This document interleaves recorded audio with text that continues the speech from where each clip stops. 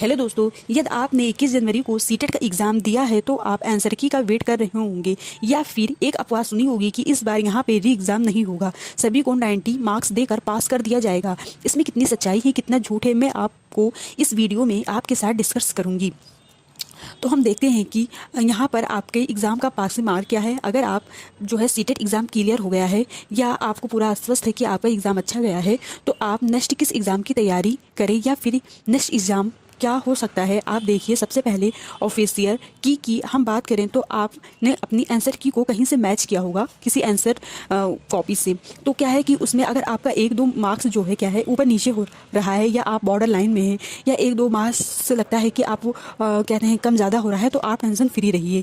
कुछ आंसर की में पैरालॉजिकल फेवर्स होता है। ऑफिशियल की हम बात करें तो कई सारी चेंजेस देखने को मिल सकती हैं जिससे आपके मार्क्स जो है इंक्रीज हो सकता है। आप निराश मत होइए, आप अभी ऑफिशियल आंसर की वेट कीजिए, जो मान लीजिए कि 10-12 दिन में हमें देखने को मिल सकता है। इसके अलावा जो कि अफवाह फैली है कि इस बार एग्ज़ाम जो लीक हुआ था सभी को 90 मार्क्स देकर पास कर दिया जाएगा, तो ऐसा कुछ भी नहीं है। अगर कोई न्यूज़ आप तक ऑथेंटिक रूप से तक नहीं पहुंचती है तब तक सीटेट ऑफिशियल वेबसाइट का क्लियर ना हो जाए। अगर सीटेट ऑफिशियल वेबसाइट पर आपको कोई नोटिस मिलता है तब मान कर चलिए कि उस बात में सच्चाई है, अदरवाइज आप किसी चीज़ों को नज़रअंदाज कर दीजिए। आप रिजल्ट का वेट करिए या फिर सीटेट वेबसाइट को चेकआउट कीजिए। इसके अलावा यहाँ पर पासिंग मार्क की बात करें तो अभी कुछ घंटों पहले नोटिस आया था कि आपने सुना होगा कि बीपीएससी टीचर वैकेंसी कब तक आ रही है। तो जो है बीपीएससी ने कहा कि उसके अंदर कुछ आउटसाइड जो बिहार के कैंडिडेट हैं जैसे कि ओमेन, उनको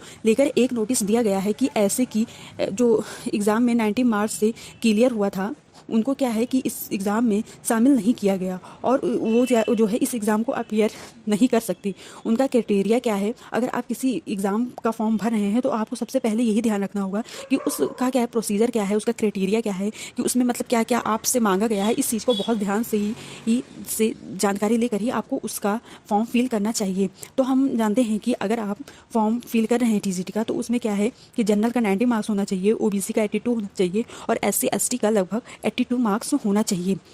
आपको यहाँ पर बता दें कि सीटेट के जस्ट बाद डीएसबी टीजीटी के एग्ज़ाम आ रहा है जिसका फॉर्म जो है फरवरी से मार्च के बीच में फिल होगा। इसके बीच कई सारे कन्फ्यूजन हैं। डीएसबी केवल 3 चीज़ों फॉलो करता है। अगर आप जनरल कैंडिडेट से हैं तो आपके सीटेट एग्ज़ाम में 90 मार्क्स होने चाहिए। अगर आप जो है दिल्ली के हैं और ओबीसी हैं तो आपका 82 मार्क्स होना चाहिए। और अगर आप टीजीटी डीएसएसबी का फॉर्म भर रहे हैं, आप ओबीसी हैं लेकिन किसी अदर स्टेट के हैं, तो आपको जनरल में काउंट कर लिया जाएगा और आपको जनरल के बराबर यानी कि 90 नंबर का होना ज़रूरी है, तभी आपको पेपर में शामिल किया जाएगा। अदरवाइज आपको पेपर में शामिल नहीं किया जाएगा। और जो है एससी एसटी का है 82 नंबर होना चाहिए।